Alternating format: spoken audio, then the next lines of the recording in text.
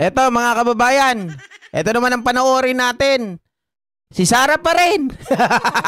Parang nag-suicide, mga kababayan, itong si Sara. Sa kanyang pahayag, pinahamak po ang kanyang sarili. Bakit? Diba? Si Saldico ngayon, ang halos tinuturo sila ni former Speaker Martin Romualdez, ang punot dulo or utak ng di umano'y nakawan or corruption sa gobyerno. Pero walang napapatunayan pa dito kay Speaker Martin, mga kababayan. Pero itong si Sara Duterte ay lumabas na naman at meron na naman pinakawalang statement, mga kababayan. Ano ang sabi niya? Mga ka-GP Natics? Ito, panoorin ninyo kung anong sabi ni Sara Duterte.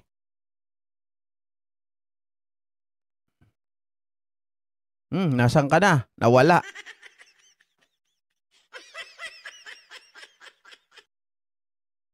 Teka lang nawala nga.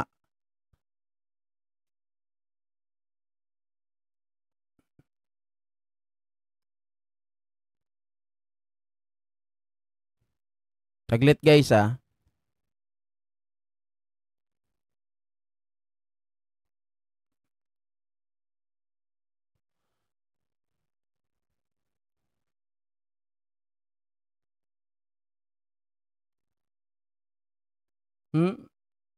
Loading Walang hiyang internet to, lagi na lang ganito. Ayaw pa bumukas. Wait lang, konting-konti na lang. Ayan na, mag-open na. Papatanggal ko na to si Converge, pati to si ayan. Awa ng Diyos, bumukas.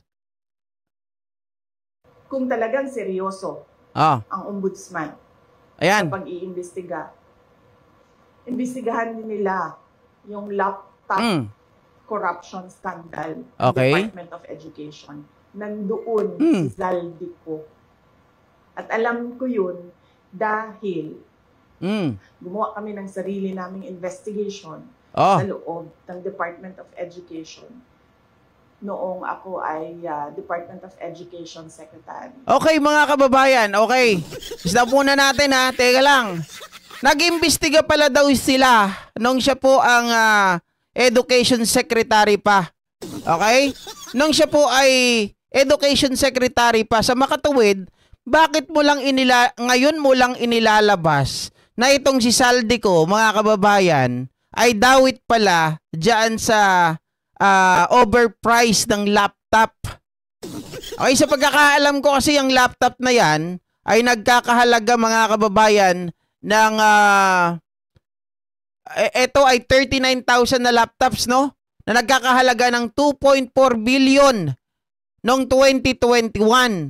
Nagtataka lang ako, mga ka-GP Natics, ba't lang ngayon lang nagsasalita itong si Sara? Pero kahit ngayon nagsasalita, okay, sige, isa-isahin natin. Mga ka-GP Natics, kung gusto talaga nila ng transparency, kung gusto talaga nila ng accountability, bakit noon hindi nila binabanggit si Saldico?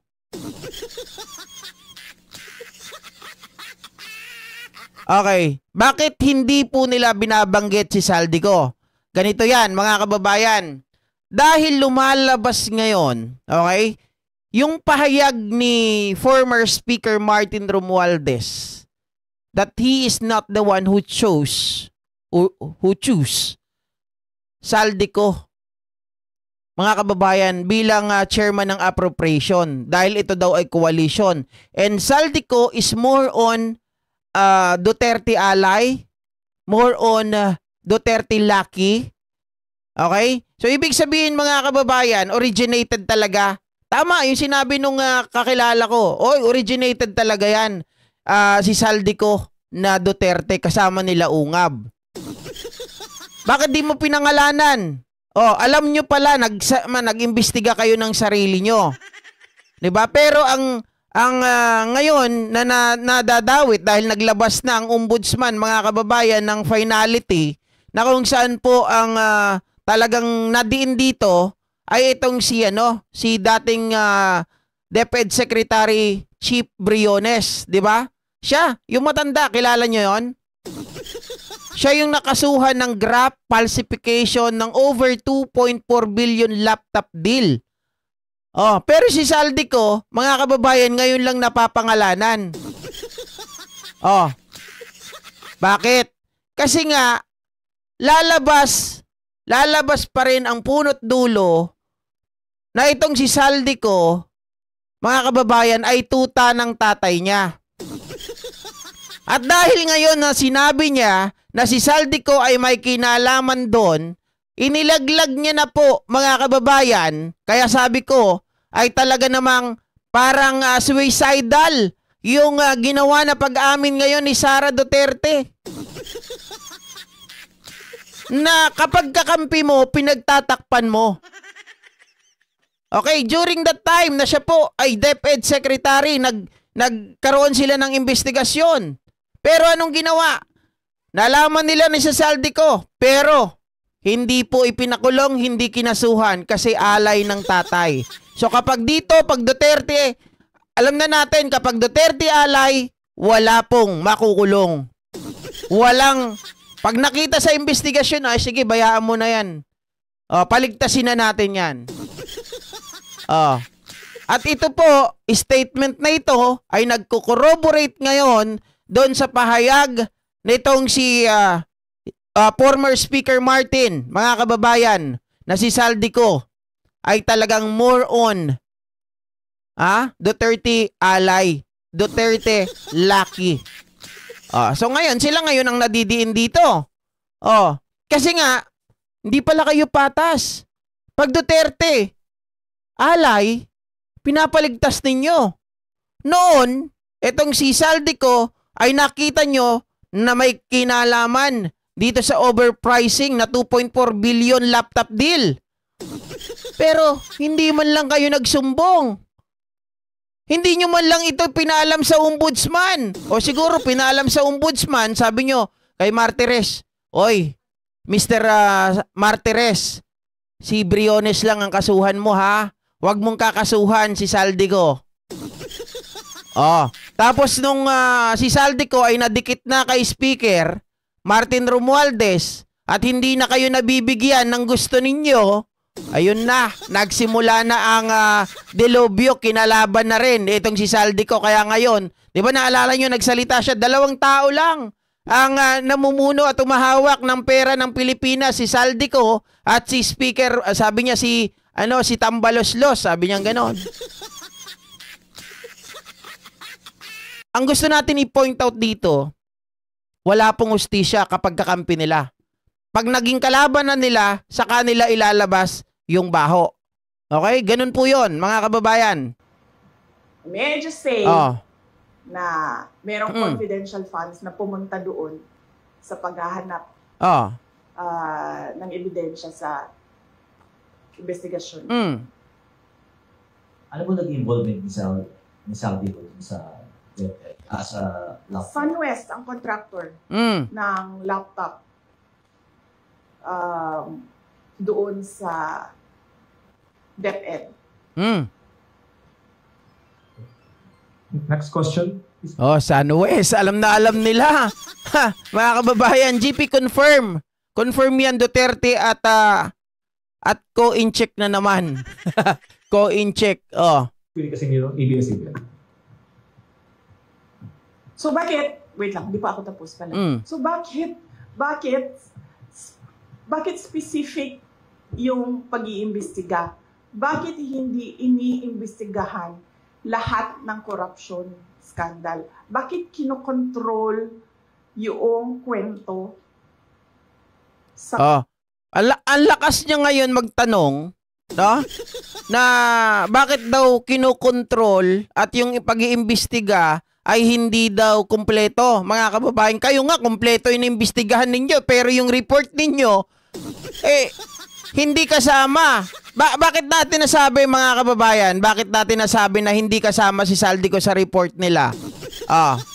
Kasi nga, ito, papakita ko po sa inyo.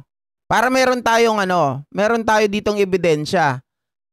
Ang lakas kasi bumanat na kinukontrol lang daw yung balita at yung pag-iimbestiga. Ito nga editorial, parusahan, nasa likod ng overpriced laptops. 'Di ba mga kababayan? Itong si Briones, pinag-utos na ng Office of the Ombudsman ang pagsasampa ng kasong graft at falsification laban kay dating Department of Education DepEd Secretary Leonor Briones at dating Procurement Service Head ng Department of Budget and Management Lloyd Christopher Lau. Alam ko ito, nahuli na to si Christopher Lau. Nahuli ito sa Davao din. Ang kaso ay may kaugnayan sa pagbili ng PSDBM ng 39,000 na laptop na nagkakahalaga ng 2.4 billion noong 2021. Ang laptop ay gagamitin ng mga guro para sa kanilang online teaching. Subalit, sa pag-iimbestiga ng Senado, na bulgar na overpriced ng 979 million ang mga laptops. Na bulgar din na outdated na mga laptop at hindi maaring gamitin sa online teaching. Mga kababayan, alam na noon ng Senado, alam na dati de la Sara Duterte nung siya po ay DepEd Secretary pa. Pero bakit dito hindi niya sinabi sa kanila? No, oy, kasama si ano dyan, si Saldico. Pati wala siyang binibitawang statement. Bakit wala siyang sinabi rito? Hindi niya inireport sa ombudsman sa Senado na may kinalaman si Saldico. Alam pala nila. 'Di ba? Bakit si Briones lang ang pinakasuhan at itong si Lloyd Christopher Lau? Mga kababayan, lumalabas ngayon na itong si Sara Duterte ay double standard. Double standard. Pag ang tao ay hindi na nila kakampi, saka lang nila bibitawan, saka lang po sila magsasalita that this person, his company, mga kababayan, ay dawit dito sa procurement ng 39,000 laptops or outdated laptops. GP, gusto ata mag-state witness ni Fiona.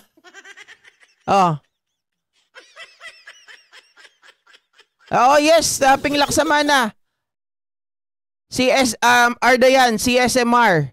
Ang campaign manager ni Sara noon, nagpapasalamat pa nga siya pero sabi niya gano'n, hindi raw niya campaign manager pero ang daming mga video na nagpapasalamat siya kay SMR nung nanalo. Nako. Pag ganitong tao ang kasama nyo, lalong-lalo na pagdating sa gobyerno, magtitiwala pa ba kayo? Ang tagal na niyan, mga kababayan. Ang tagal na niyan. Ngayon lang nila binabanggit. Pero suicidal sa kanya to. Totoo yun. Suicidal po sa kanya yan. Bakit? Marami ng mga legal luminaries ang nagsasabi, nagpahayag ng kanilang mga sentimiento na kung saan po dahil sa statement ni Sara Duterte na to, inilaglag niya na. Okay? Inilaglag niya na yung kanyang mga kaalyado, maging ang kanyang tatay. Bakit kanyo, mga kababayan? Ito po, sabi dito ni ni Jesus Palsis ulit. Aktibo kasi itong mga to, kaya pinapollow natin. Ayan hindi ko alam kung matalino si Sara Duterte. Sinabi niya si Saldico at SunWest Company ang nasa likod ng 30,000 laptop scandal sa panahon, scandal sa DepEd. Nangyari yun sa panahon ng Tatay Digong niya. She's reinforcing the Duterte-Saldi connection instead. Diba? At sinabi niya, mga kababayan, na nag-imbestiga sila. However, anong ginawa niya? She instead, mga kababayan, keeping her silent. Nanahimik na lang siya. Nanahimik sila. Alam pala nila na ganito. Pagkaupo pa lang niya sana sa DepEd noon, sinabi niya na, oy, may problema. Itong si Saldico. Sila ang nasa likod ng 30,000 laptop. 39,000 actually. 39,000 yan. Diba? Pero mga kababayan, wala tayong narinig na ganun. Kasi nung time na yon, okay pa Si Saldico, pinakikinabangan pa nila yan dahil sa Uniteam na naging itim. Diba? Uniteam na naging itim. Kasi si Saldico, inilagay siyang chair ng appropriation dahil sa coalition. Yung pagkakasundo-sundo, mga kababayan, pagkakaisa ng mga party o partido dyan sa Kongreso. So ngayon, bilang pagkakaisa, siya ang inilagay dyan, ito ang appropriation na Dahil nga, mga kababayan, yung mga coalition na yan, yung mga partido na yan, ay kapartido rin. Diba? Alay din noon ng mga Duterte. So, hindi nila pinakikialaman. Wala silang ibinabalita against Saldico. Kasi, pag ibinalita nila na si Saldico, dati ang may kasalanan, ang kanyang pangalan ay Dawit dito. Dawit din ang kanyang tatay. Sobrang kadaldalan niya, napapahamak siya, tungang nga talaga, kunana ni Winnie Artos. Diba? Hindi lang yan, mga ka-GP Natics. Dahil, syempre, may mga pangkaraniwang mamamayan, vlogger din, diba? Sabi dito, okay, Sara Duterte, it was Saldico who was behind the anomalous laptop deals during your father's time. So, are you implying that Saldico and your father were in chaos in that scandal? Diba? Mga kababayan? Parang talagang maliwanag na maliwanag dito eh. Nilaglag po ni Sara Duterte ang kanyang tatay at si Saldico ay talagang sila po ang talagang original ally. Kaya ngayon, mga kababayan, tingin ko, yung nagpapakalat dyan na sinasabi si Speaker Martin daw ang nagpalayas or nagpatakas dito kay Saldico, mukhang ibang lumalabas ngayon, mga kababayan. Ito lang naisip ko. Mukhang ibang lumalabas ngayon. Lumalabas na mukhang mga Duterte rin ang nagpalayas kay Saldico at yung mga yung mga alay pa nila para hindi po ito matanong, mga kababayan, dito sa mga nakaraan po.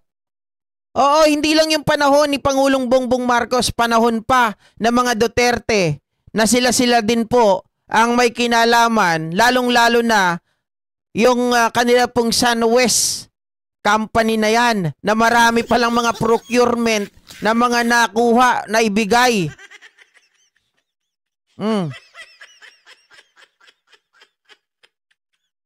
So parang ang lagay ngayon, mga kababayan, instead na sabihin nila kumbaga para umiwas sila, di ba? Para ibintang nila kasi ganyan naman ang style ibintang natin sa iba para nang sa ganun tayo po ay mawala o misdirection ba?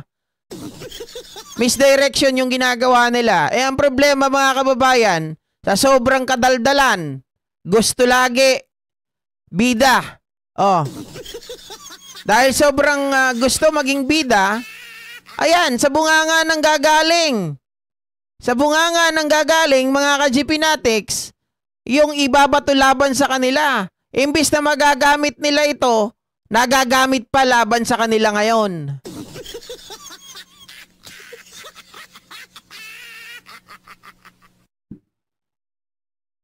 Diyos ko. Talagang matindi itong pamilya Duterte. Maraming itinatago. Ngayon lang naglalabasan. 'Di ba? Pero mga ka-GP Natics, lahat yan kasi, hindi na tayo kasi tulad dati na walang social media. Lahat kasi ngayon, nare-record na. Sa makatuwid, lahat ng mga binibitawan nilang salita ay pwede po nating gamitin yan. 'Di ba? Magagamit natin laban mismo sa kanila. Sino po high blood, Ma'am Anagari? Hindi ako high blood. Kayo naman, no? Malakas lang talaga yung boses ko. Hindi na kayo nasanay. Tinatawanan ko nga lang to eh. Same like Alice Guo, Harry Roque et al. Na nakatakas via backdoor. Sandali. Sandali May nanggugulo dito eh.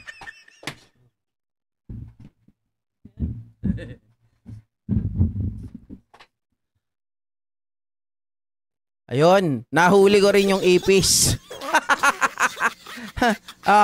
Parang boomerang lang, 'di ba? Alaga 143. Na boomerang si Sara Duterte dito. Mga kababayan, yun, dali. Okay, iwanan na natin 'yan.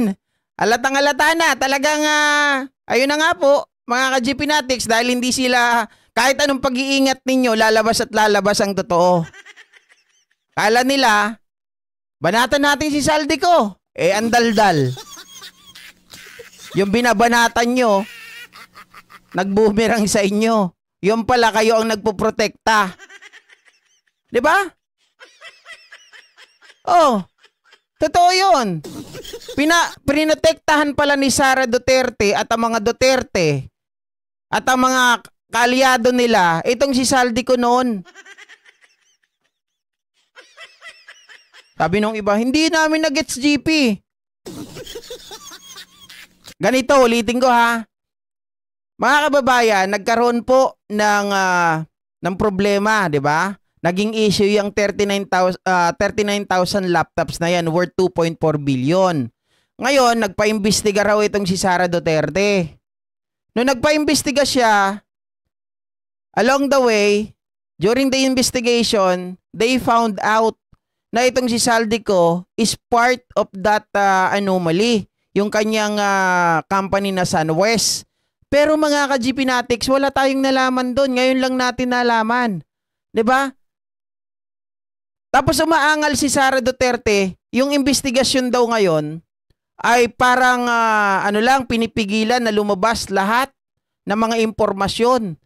Kinokontrol daw nila. Samantalang alam niya na pala dati na nagpa-imbestiga sila pero hindi man lang niya sinubmit or hindi man lang niya ipinaalam or siguro baka pinaalam. Kaya lang mga kababayan, sabi nila, dahil kaalyado, huwag niyong idawit si Saldico ha, pabayaan niyo lang. Parang ganon. Diba? Polyocta.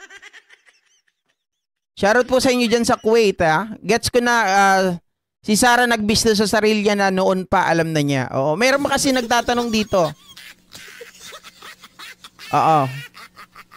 Okay? So ayan, maliwanag. Ito naman ang pag-usapan natin.